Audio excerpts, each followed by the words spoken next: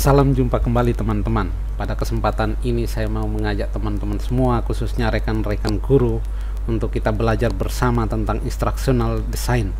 Bagaimana merancang pembelajaran agar efektif, efisien, dan berdaya tarik. Mungkin terhadap tema ini kita akan mengatakan bahwa itu sudah biasa kami lakukan. Atau bisa juga ada yang berpendapat bahwa itu akan menambah tugas kami, administrasi itu makin banyak, pekerjaan guru sudah banyak, lalu kita menambah pekerjaan lagi. Teman-teman, ayo mari kita berpikir bersama bahwa setiap orang-orang profesional itu memiliki alat atau tanggung jawab profesional terhadap apa yang harus dia lakukan. Para petani misalnya punya alat-alat profesional yang selalu mereka bawa untuk menunjang pekerjaan mereka, itu seperti pacul, seperti arit, seperti macam-macam yang mereka bawa untuk mendukung pekerjaan mereka. Demikian juga kita guru, kita punya alat-alat profesional, yaitu perangkat pembelajaran. Sebelum kita menyiapkan perangkat pembelajaran, tanggung jawab profesional pertama yang harus kita lakukan adalah merancang atau mendesain pelajaran yang akan kita buat. Teman-teman, sebelum masuk ke sana, saya mau mengajak kita untuk melihat bersama kira-kira bagaimana ranking pendidikan di Indonesia. Di tahun 2015 ini ranking PISA kita itu ada di peringkat 62. Ini teman-teman bisa melihat dari 70 negara yang ikut tes ketika itu, Indonesia berada di ranking 62. Sudah di tahun 2018 ketika itu ada 77 negara yang ikut, ranking kita ada di ranking 71. Coba teman-teman lihat di ranking di sebelah kiri itu ranking 1 sampai ranking 10. Ketika kita lihat negara-negara itu yang menguasai perekonomian dunia sekarang, lalu Indonesia jauh sekali ada di ranking 71. Mungkin saja kita kemudian berpikir bahwa ini adalah tanggung jawab pemerintah, tetapi guru adalah bagian yang tidak terpisahkan dari ini. Sebelum kita meminta pemerintah untuk melakukan banyak hal, mari mungkin kita melakukan apa yang bisa kita lakukan, yaitu mendesain pembelajaran secara efektif dan efisien.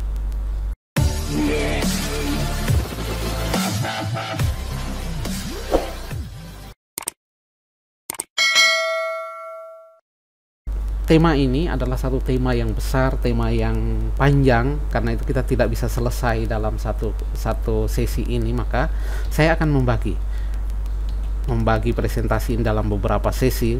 Di sesi 1 dan sesi 2 ini hanya sebagai pengantar saja, termasuk hari ini pengantar saja. Kita akan mulai praktek melakukan rancangan desain pembelajaran mulai sesi 3 sampai sesi ke-7. Teman-teman, kita mulai yang pertama, yang paling mendasar yang harus kita pahami dulu. Instructional design itu apa? Teman-teman, pertama kita melihat dari makna kamus leksikalnya. Dari kamus John Eccles itu kita melihat bahwa instruksional itu berarti pembelajaran, materi pembelajaran, bahan-bahan pelajaran, hal-hal yang berhubungan dengan pembelajaran. Atau mungkin dapat kita katakan satu kata saja, pembelajaran. Itu adalah instruksional. Lalu desain itu adalah bentuk, pola, model, konstruksi, tujuan, maksud, dan rancangan. Atau saya menebalkan itu rancangan. Desain itu sama dengan rancangan, sehingga bisa kita simpulkan, maka instruksional secara leksikal dapat didefinisikan sebagai pola, model, konstruksi, atau rancangan pembelajaran. Rancangan pembelajaran dari guru itu disebut sebagai instructional design. Setelah melihat makna kamus, kita perlu melihat definisi dari beberapa ahli. Ahli yang pertama yang perlu kita lihat adalah Robert Mary B. Branch.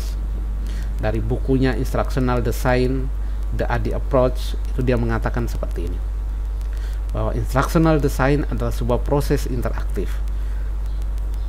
terencana tentang tujuan pembelajaran, tentang strategi pembelajaran, tentang bagaimana media pembelajaran, lalu bagaimana membuat materi pembelajaran, lalu bagaimana mengevaluasi.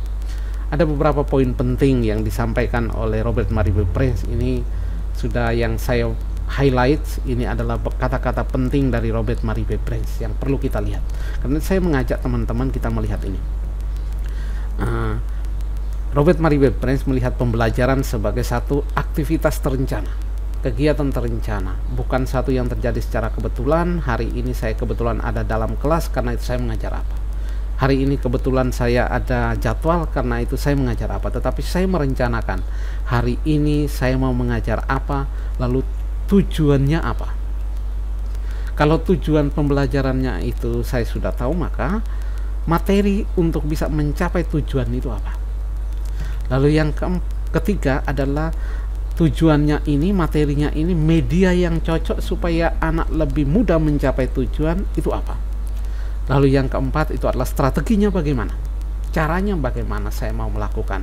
Saya mau pakai model pembelajaran tertentu kah, atau saya mau merancang model saya sendiri kah? Ini adalah tanggung jawab guru. Lalu kita melihat teman-teman bahwa antar bagian semuanya itu terhubungkan, semuanya itu saling interaktif. Bisa terjadi dari tujuan kita bisa langsung melihat ke strategi pembelajaran, dari tujuan kita langsung lihat media pembelajaran. Oke, tidak apa-apa.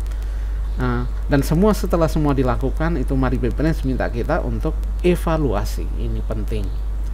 Yang sudah materi yang saya pakai ini apakah mencapai tujuan atau tidak. Kalau iya, maka apa yang harus saya lakukan, saya teruskan, saya perkuat. Kalau tidak, apa yang harus saya revisi. Demikian pun media pembelajaran, strategi pembelajaran. Kurang lebih begini, itulah gambaran tentang pembelajaran sebagai sebuah proses interaktif terencana menurut Robert Murray Bebres. Orang yang kedua yang perlu kita lihat adalah Walter Dick. Dia menulis buku bersama Lou Carey dan James O'Carey, sehingga biasa dikenal dia adalah Dick and Carey. Saya mengutip definisi ini dari buku mereka yang berjudul The Systematic Design of Instruction. Mereka mengatakan begini: instructional design adalah sebuah pendekatan yang melihat pembelajaran sebagai sebuah proses sistematis, di mana setiap komponen adalah krusial bagi kesuksesan pembelajaran.